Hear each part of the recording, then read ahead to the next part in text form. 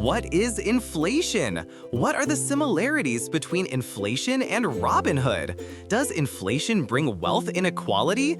Is the dollar printing operation real?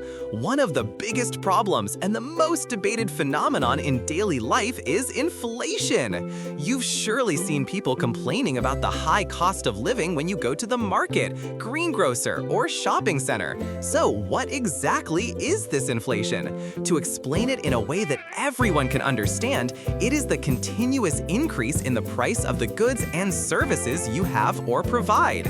Inflation lowers both the economy and living standards, eroding purchasing power. Your money loses value with each passing day.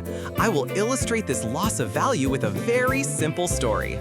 You are an elephant living in the African savanna. You have 300 animal friends in this forest, 100 monkeys, 100 elephants, and 100 lions. Your currency among yourselves is the apple. One day, a hunter comes to the forest and distributes thousands of apples to all of you so you can shop more easily.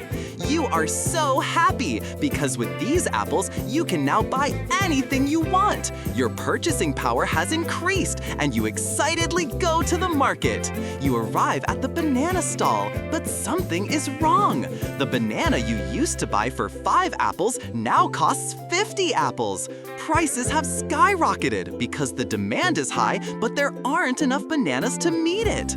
You wait for the hunter to come back, but he doesn't. You start wondering if your old life was better. This is the summary of inflation. In the face of rapidly increasing money, goods and services fall short, inevitably leading to a price increase. This also disrupts the welfare of the people. This reminded me of the Robin Hood story, taking from the rich and giving to the poor. Inflation, however, is a reverse Robin Hood mechanism. Robin Hood steals from corrupt nobles and the rich who levy high taxes. Inflation, on the other hand, steals most from those with fixed incomes, pensioners, and minimum wage earners. Robin Hood distributes what he steals to the poor. Inflation transfers what it steals to the rich, who own real estate, gold, and stocks. When inflation rises, the value of these assets also increases, thus protecting and even growing the wealth of the rich. Robin Hood symbolizes honesty and resistance. Inflation, however, directs people toward rent-seeking and hoarding due to the anxiety of preserving the value of money. It quietly and legally increases the gap between the rich and the poor. Millions who keep their incomes constant or have small savings in the bank become poorer in real terms every day. Thus, inflation ensures that money is taken from those who need it most and piled up for those who already have it. Unfortunately, inflation brings about wealth inequality. It is a system where the rich get richer and the poor get poorer. It especially penalizes the segments at the bottom of the life pyramid. For those on a fixed salary, retirees, and minimum wage earners, it acts like a death tax. Your salary can never keep up with prices. You always lag behind. Even if your raise is 15%, inflation is always one step ahead. Thanks to the raises, you start the race already losing 1-0. Some people get poorer and some get richer. So how does the money know where to go? Let's explain immediately. The rich invest in assets such as real estate or gold. Due to the nature of the system, the price of these real assets increases as inflation rises. Therefore, the rich not only protect their assets, but also grow their wealth. The rich become richer, and the poor become poorer. As a result of inflation, your purchasing power erodes. You can't see far enough for long-term investment, and production slows down. While it is more logical for citizens to invest in gold or foreign currency to protect their money rather than produce, this creates major problems for the future of the country. For investors, buying an existing apartment and waiting for its price to increase is more profitable than establishing a new business. This situation leads to resources being spent on rent-seeking rather than enriching society. This deepens income inequality.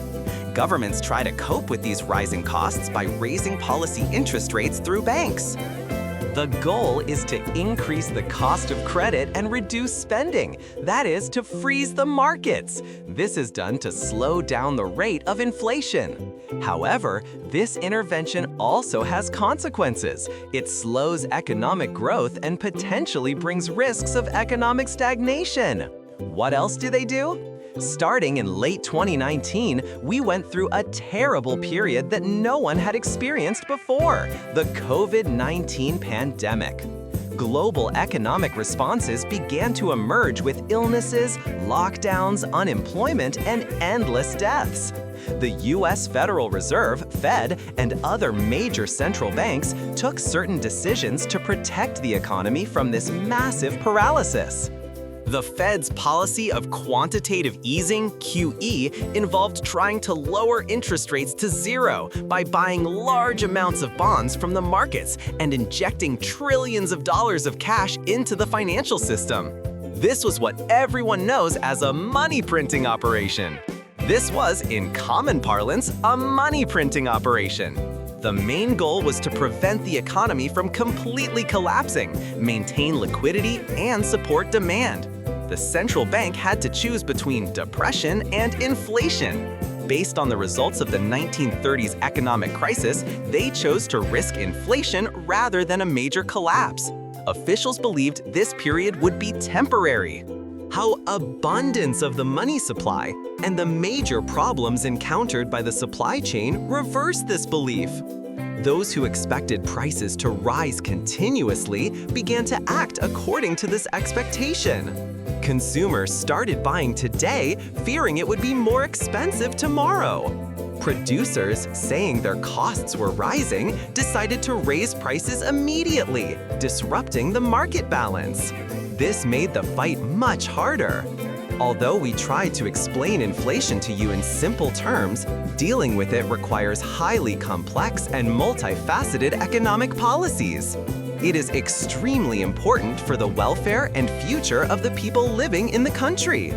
What concrete examples are you feeling in your own country? How is the inflation you are experiencing affecting your purchasing decisions? Share your thoughts with me in the comments and don't forget to subscribe to my channel.